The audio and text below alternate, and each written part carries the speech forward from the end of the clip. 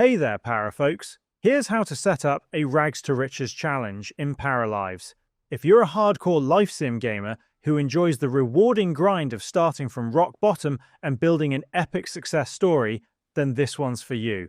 To start a Rags to Riches challenge, your para must have no funds and no property whatsoever. It's a true rock bottom experience where you'll have to build your para's life from the ground up. To begin, sell your para's house and any other properties you own.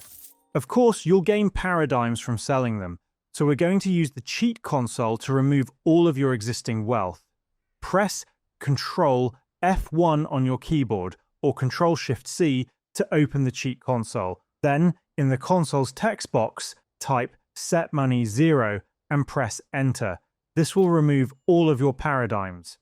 With your para homeless and your pockets empty, you've officially begun a Rags to Riches challenge.